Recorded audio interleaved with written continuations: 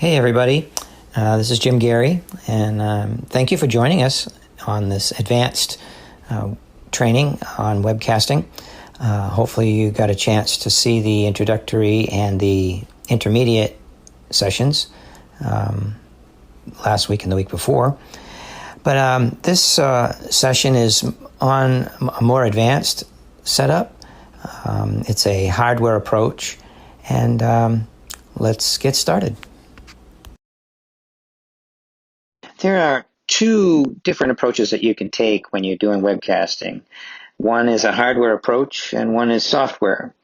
South Portland Church of the Nazarene, basically myself and others on the tech team, chose to do a hardware approach, mainly because of my audio-video background. I'm much more familiar with hardware and using hardware to do this versus software.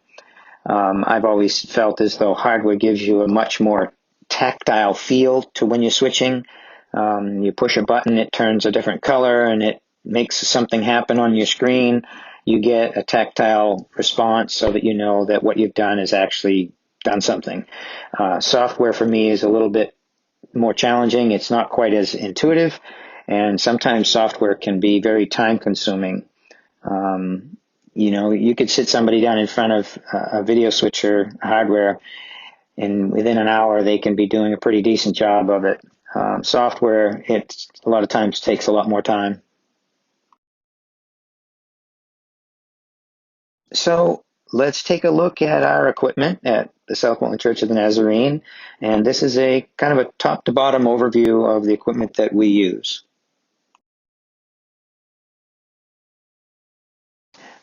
First of all, you start with a computer that can do slides in your on your projection screens, and those slides are created in ProPresenter 7. That's what we are using for our software. And ProPresenter 7 has some requirements for your computer. Basically, it needs to be a Mac operating system that runs 10.14.6 or newer. It needs to be an i7 or an i9 processor with 16 gigabytes of RAM, a dedicated graphics process unit, and ProPresenter 7, which gives you a lot of creativity, and we'll talk about that in a minute.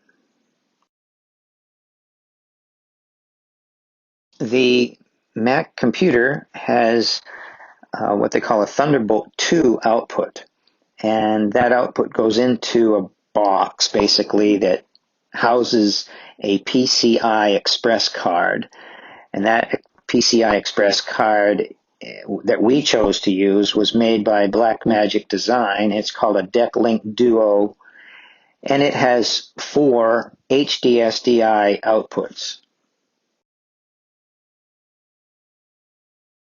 The 4 outputs that we use coming out of the DeckLink Duo card, they're all HDSDI. One of them goes to our left-hand projector. So one screen has a feed coming directly off from our computer. Then we have a feed going to our courtesy monitors or stage displays. And then we have 2 feeds going into our ATEM video switcher. One of those feeds is a full screen graphics, full color.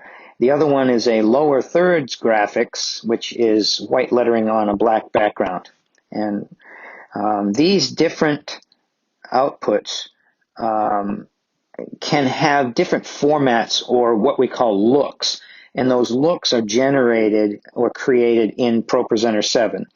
So you'll need somebody that can be your ProPresenter person that designs and does some of these graphics and is responsible for creating the looks that you have. Our associate pastor, TJ, has done all that work to prep and get things ready and to train the people on how to operate it and such. But basically, the same computer that does projection also creates the looks for our webcast and for our courtesy monitors. Here you can see a picture showing at least 3 of the outputs of our projection computer. The top left, blue box, you see it says main output. That shows you what the image looks like going to our projector.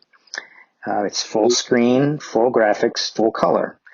Then you have the other blue box, the lower one, says courtesy. Well, that is our courtesy monitors, and again, it's full screen, full color. The courtesy monitor can change, and it does change based on the usage of the courtesy monitor. So when the pastor is preaching, he likes to see it full screen, full color. But when the worship team is up there leading worship, all they want is a black background and white lettering, and they want the lettering to be much larger because the screens are in the back and they're 80 feet away in our church. And so they're looking for the image to be just basically white letters on a black background. And ProPresenter 7 creates that look that gets changed based on what part of the service you're in, and the computer changes it automatically in ProPresenter 7. Then if you look on the right-hand side of the screen that says lower thirds, that is the lower third created by ProPresenter, and that is one of the feeds that goes over to our ATEM switcher, and is utilized by the switcher to do a downstream key or superimpose the text on top of whatever you have for a camera shot. And they can also take a full screen, full color image from the projection computer on the ATEM switcher. This is a picture of our ATEM HD Studio HD switcher. It's made by Blackmagic Design, and on top of it is our Stream Deck, and we utilize the Stream Deck as part of the switching process. The Blackmagic switcher creates a multi-screen preview, and it allows you to see all of your 8 sources, plus a preview on the top left and your program or live output on the top right.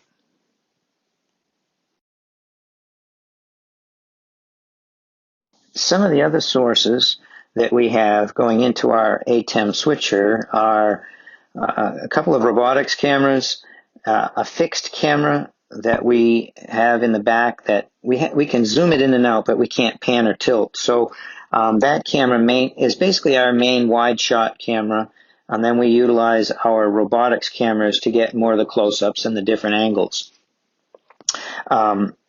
Another source that we have coming into our ATEM switcher is coming from an older iMac that we had, and that is running True Blue software. And the True Blue software is designed to do some really nice lower third graphics. We use it to generate titles for most of the people who are on camera. Here are some examples of some of the graphics that you can do. The lower third graphics that we use, here's an example. Dr. Gerry Porter was at our church recently, and so we had a lower third graphic. What this does is it allows the viewer to see who the person is, and it just gives them information. But you can use the graphics for anything. We also use our ATEM switcher with a keyer, and I'll show you that in the next slide. You remember in a previous slide I showed you some of the outputs or the looks that ProPresenter 7 creates. And one of those looks is lower third graphics. Basically, it creates a black background with white lettering. And the ATEM switcher looks at the black, and anything that's black, it turns it transparent. And so it allows you to basically key or superimpose the words on top of anything that's in the background. Well, in our case, we usually use camera shots in the background. So the camera shot that you see here is our associate pastor, TJ, when he was preaching, and he was using a Bible verse, and so we used the lower third graphics created by ProPresenter 7 running through our ATEM switcher and keyed or superimposed on top of a camera. And it gives you a really nice view of Bible verses. The ATEM Studio HD switcher that we chose requires a resolution of 1080p and a frame rate of 5994. Now that is adjustable. That's not the only frame rate and resolution that you can do, but once you set resolution and frame rate in the switcher, every input, every source has to be at that same frame rate and resolution. And if you don't, say for instance your computer isn't outputting that same frame rate and resolution, you have to either scale it up or scale it down. And we found this scaler, it's called a decimator, and it does a really nice job at scaling in both directions. It's bidirectional, and it allows you to scale your sources so that the ATEM switcher can recognize them.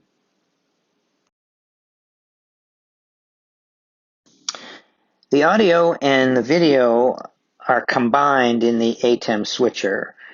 This picture doesn't show it, but we recently purchased a second ATEM Mini switcher to augment our ATEM Studio HD. And the ATEM Mini switcher basically takes the audio feed from our house mixing console, audio mixer, and combines it with the video sources that are coming into the ATEM switcher. Then, once the audio is combined with the video, the signal going out of the ATEM switcher can be routed to multiple places. This particular box is very versatile. It's got a whole bunch of HDSDI outputs that you can send anywhere. And in our case, we are sending signal out to our foyer monitors using HDSDI.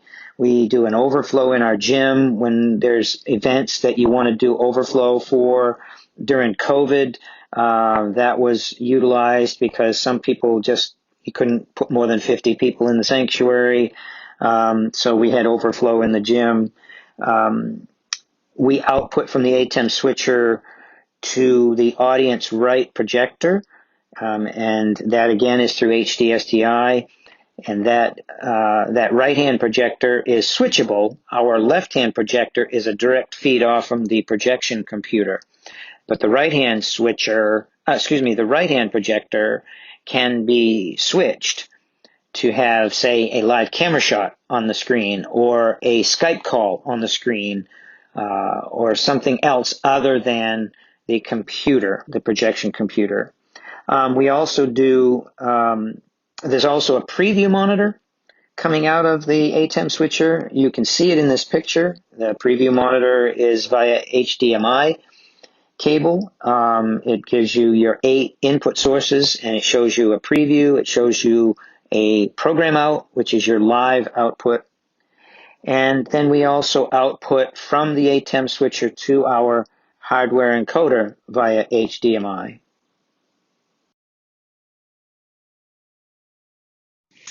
One of the outputs that we have on our ATEM switcher is an HDSDI feed. Actually, it's HDMI feed out to a hardware encoder. Again, I like hardware versus software. Now, you can use software for your encoding, but in my years of experience, I've seen times where computers get bogged down and there's glitches and your web stream has to buffer and all that. So I just like having a dedicated encoder. We chose a hardware encoder called the Epiphan Webcaster X2. It's a reasonably priced encoder. It's plug and play, basically. You can do it through a network connection. You can use Wi-Fi, but we choose to go wired. I think that's just a better option. And this is the device that basically takes your video and your audio from the switcher and sends it out through the network. Here are 6 tips that I think that will help you out. Number 1, make sure that you have good audio. Even if your video is subpar, if your audio is good, it will keep your viewers watching. If you've got bad audio, they're going to tune you out. They won't continue to watch. Possibly your regular attendees will continue to watch and hope that you'll get good audio. But if somebody new is watching the webcast, if you don't have good audio, they're going to tune you out. Vice versa, if your video's subpar, not great, but it's okay, and you have good audio, they'll continue to listen. So that's number 1.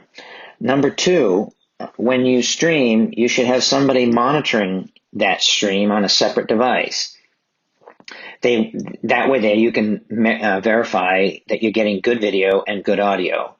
A lot of times your stream is delayed by 20 seconds possibly from live. So, they may need to be wearing headphones, probably should be wearing headphones in order that you can hear clearly the good audio. Make sure that you have good audio.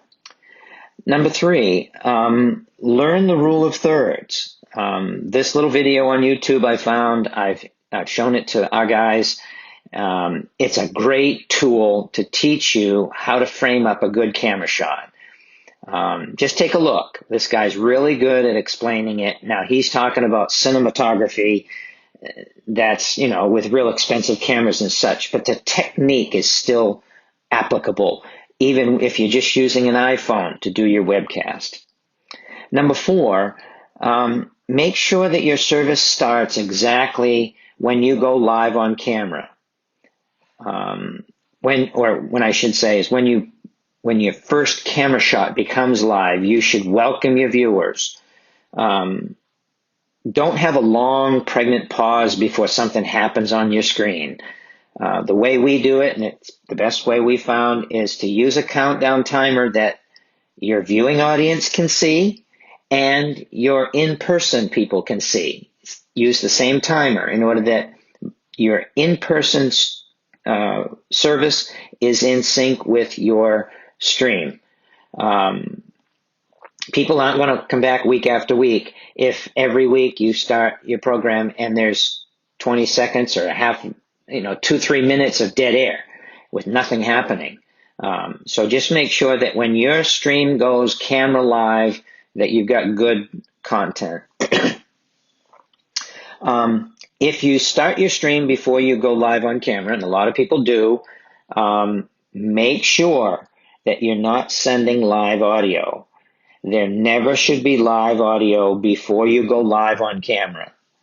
Somebody might say something that gets picked up by the microphone. They don't realize they're live because they don't think the webcast has started yet. I'm talking about the people in the room. So just make sure that you play some canned music or something, but just make sure that you don't have live audio until you show that first camera. And then, number 6, watch your recordings. Each week you can watch your recordings after the fact. We do it, YouTube, whenever you post and do a live stream, it automatically records it to YouTube. You can watch it after the fact. And so watch your streams, and you'll be able to see where you've made minor mistakes, and you can address those before your next recording. Well, thanks for joining us on this advanced hardware approach to webcasting. Hopefully you got some information that will help you in your preparation to set up a webcast. In any case, we'd like to give you a live demonstration of our team in action, and we want you to see what our webcast looks like. Now, this is a rehearsal on a Tuesday night that our band comes in and practices for the following Sunday. So it's not an actual live webcast, but it's a demonstration. We'll probably do some random transitions or some random things so that you can see some of the things like lower third titles, Bible verses, and those kinds of things. So hopefully you'll enjoy this. And if you certainly have any questions, you can get in contact with me, Jim Gerry, at the South Portland Church of the Nazarene. Let's go live. 110 and a 6.8. What's that? Yeah, we did it 84 last time, but I don't know. We may not do it at 110, but I don't necessarily want it to be slow. I'm just curious to hear what that sounds like.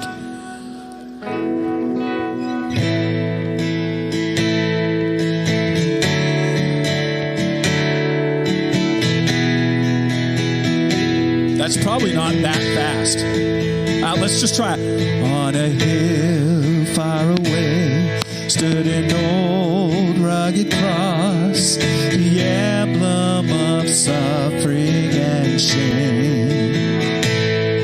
And I love that old cross where the dearest and best for a world of lost sinners was slain. So I'll cherish the old rugged cross till my trophies at last I lay down.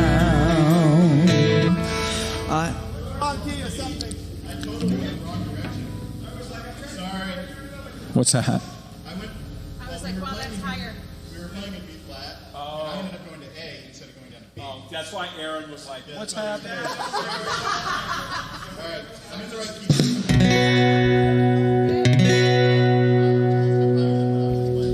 Okay, that's better. This might be fast. I don't know. Let's just try it a little bit more. It's on the edge of being where it's supposed to be. I believe, like the original hymn.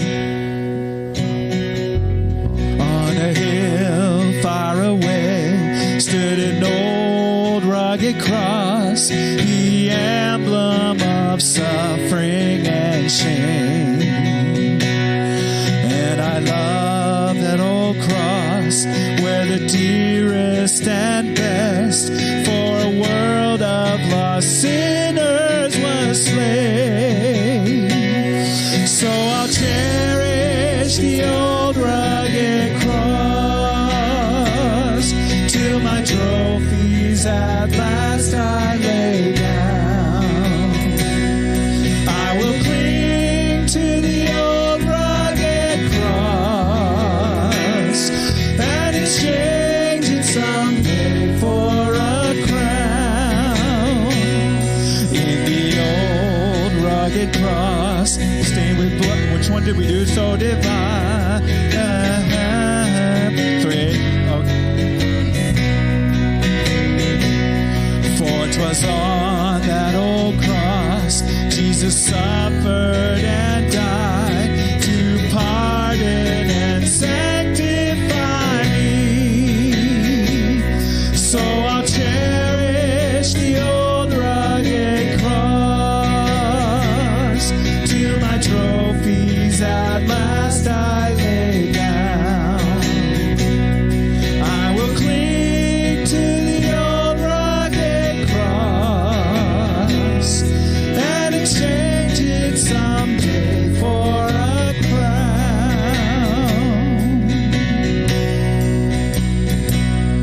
To the old rugged cross I will ever be true and reproach gladly bear.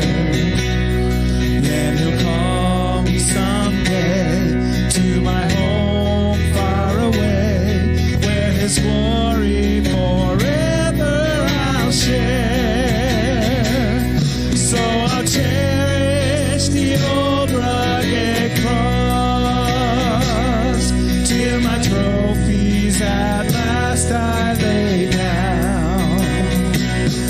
I will cling to the old rugged cross and exchange it someday for a crown. All right. Thoughts on tempo. A little bit fast. All right. So, like, try 100. You think only 2 beats? Is it? All right, let's do like just kind of the first verse or something. Just kind of get a feel. 1,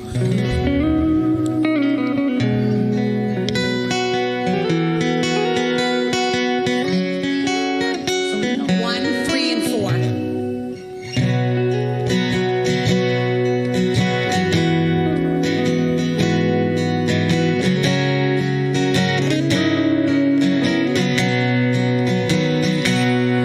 On a hill far away stood an old rugged cross, the emblem of suffering and shame. And I love that old cross where the dearest and best for a world of lost sinners was slain. So I'll cherish the old rugged cross till my trophies at last I lay down. I will cling to the old rugged cross and exchange it someday for a crown. All right. Better? Yeah, I mean, it's definitely better. What's that? You could go slower. Let's try like 105. Yeah, we went from 110 to 108. Because we were at 84 the last time we did this. We don't need to be that slow because we're not going into prayer.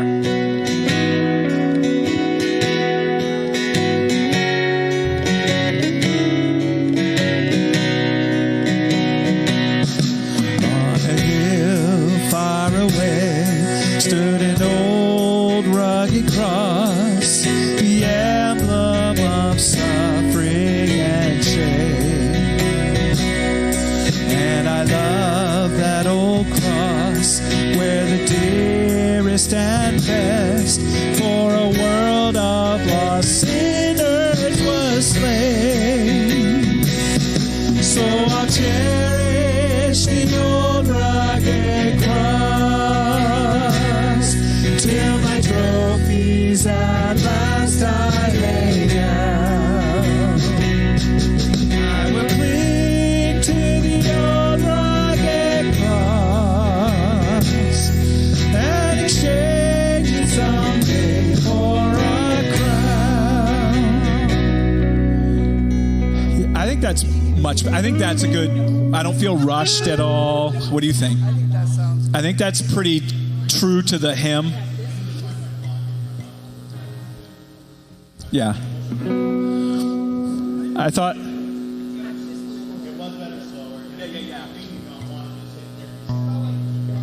Yeah, for sure, yeah. But the tempo we just did it at was pretty good. I don't want to be too slow because it's not like going into prayer or anything. It's kind of like middle. So I don't mind doing it up a little bit more. Questions on that? Pretty comfortable. Yes. So just making. Can you just do the chorus one more time so I can teach Lexi a little harmony part? So I'll cherish the old rugged cross till my trophies at last I lay down. I will cling to the old rugged cross and exchange it someday for a crown.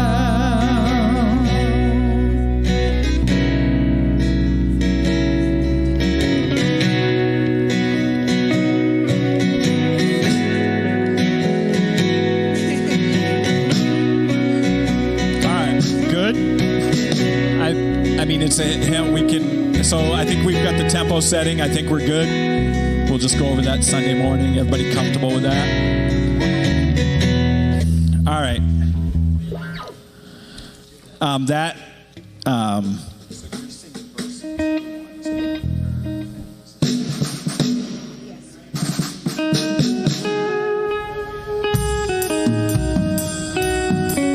So that does go.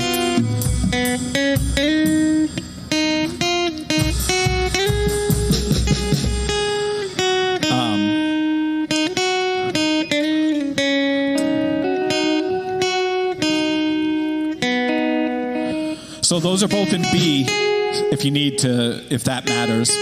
At least they're both in B. He changes the order of this every time, so. No, we're pretty steady. Verse 1, chorus, verse 3. Verse 2, verse 3, verse 3, verse 4, verse 2, verse 3, sorry. And then chorus, and then tag, and then 3 times on the bridge, building each time, chorus, and then tag. It's kind of how we do it. We've kind of stuck with that. All right. Let's try this out. So, James does the first, and he said I did one, but I have me listed for both. As far as in your ears, I'm leading, and I think Wendy's leading the verse 2 and 3, so you won't be able to hear her very well, unfortunately. All right, let's try it.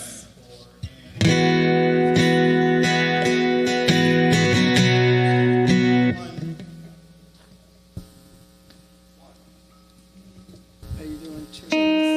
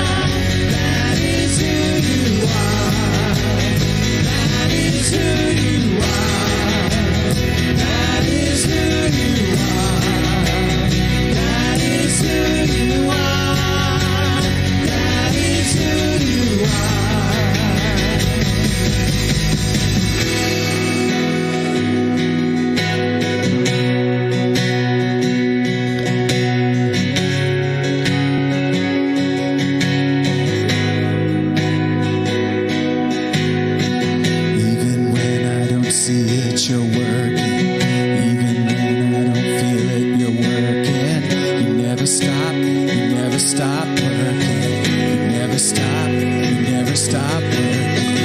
Even when I don't see it, you're working.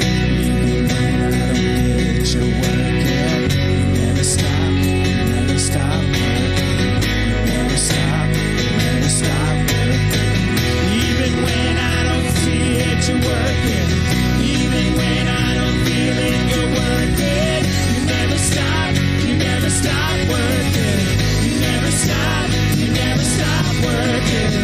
Waymaker, miracle worker, promise keeper, light in the darkness. My God, that is who you are.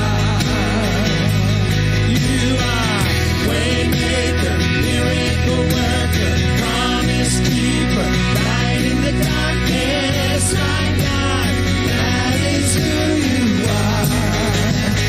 That is who you are. That is who you are. That is who you are. That is who you are. That is who you are. That is who you are. That is who you are. That is who you are.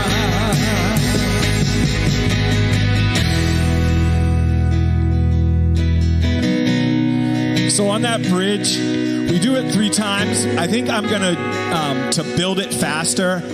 I didn't jump like octaves on the second time. I'm gonna jump octaves on the second time, just to get faster because it's like 2 really low. So I'm gonna go 1 low, 2 higher, 3rd with obviously the most energy, just to make it a little bit. Yes. What's that? He wants to do it again. Yes, we'll do that again.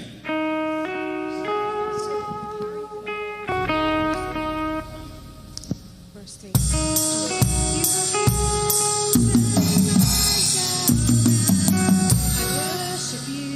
I worship you. You are here, mending every heart. I worship you. I worship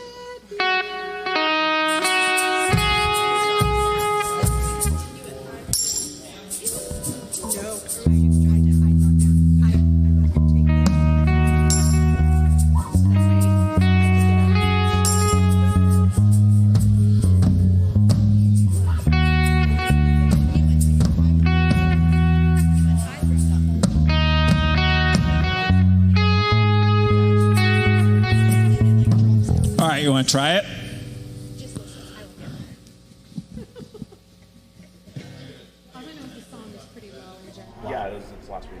Well, I hope that you've enjoyed some of the things that we've showed you here tonight. It's always fun to fool around and enjoy and have joy in God's house. Some of the things that we've showed you tonight are applicable to not only a larger venue where we have a bigger budget, but even if you're just using a single webcam or your phone. Some of the techniques are the same. If you have some equipment that will allow you to do some of the things that we've done, the techniques are the same. Obviously, we haven't rehearsed what we're doing, so it might have been hodgepodge as far as the titles and things like that, but I wanted to give you a sense of what we're capable of doing. And I have a few things that I want to just go through here before we end our session. And these are helpful hints that are useful regardless of whether you're doing a single camera shoot with your phone or a multi-camera shoot with robotics cameras. One good thing is to have an announcement slide or some static slide or PowerPoint or something showing that you can go to and start your webcast.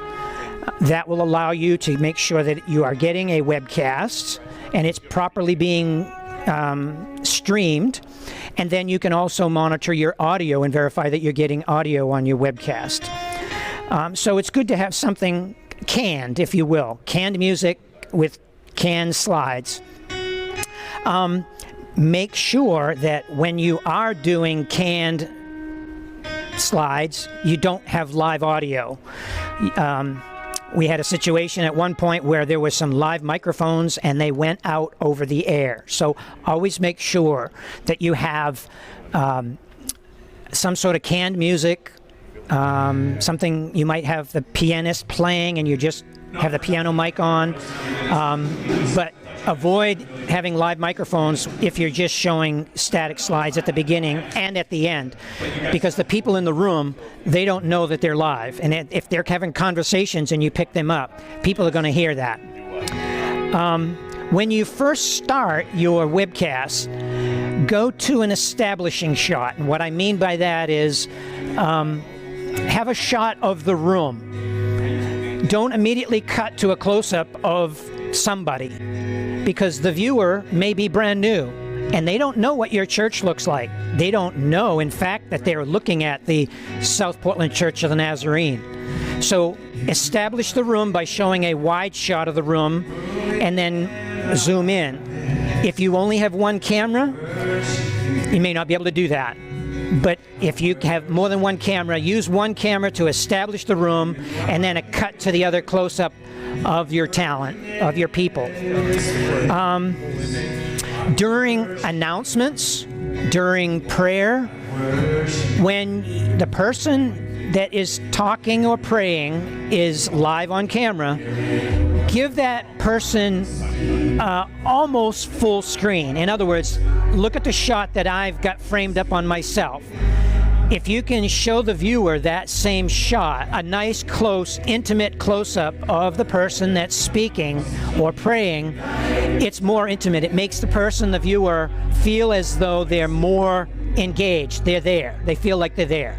So utilize intimate close-ups when you can. Obviously, if the person moves off camera, you're going to have to go to a different camera shot or something else.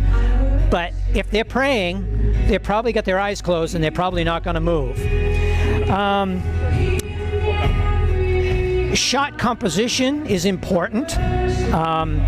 You know, if I'm standing here talking and you're cutting off the top of my head, or the beginning of your webcast starts and all of a sudden we come in on a camera shot and it looks like this, where is your focus? It's not on me. It's probably on this light up over my head. So whenever you're having a camera shot live, make sure that you set it up so that it gives the viewer an intimate close-up or a full body shot, but it shows the person who's trying to communicate, okay? And then avoid two shots that look the same back to back. So if you have multiple cameras, you're more apt to do this. If you only have one camera, it's not going to happen.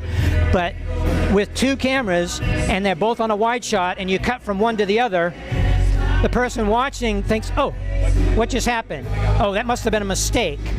So try to mix up your shots. Have a wide shot and a close-up, or a wide shot and an intermediate shot, or an intimate close-up and a head-to-toe.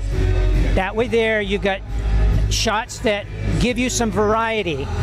And I encourage you to watch TV and look at the way that the cameras are being shot, the way that people are being framed up in their shots. And so this has been a lot of fun, and I'm going to turn you back to live just a moment so that I can get back to what I'm supposed to be doing, and I hope you enjoyed this evening. Go ahead, Chris, let's go live.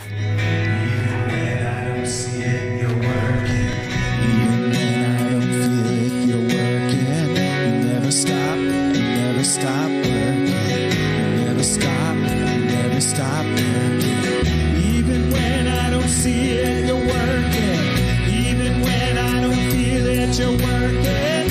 You never stop working. You never stop working. Even when I don't see it, you're working. Even when I don't feel it, you're working. You never stop working. You never stop working. Waymaker, miracle worker, promise keeper, light in the darkness, my God, that is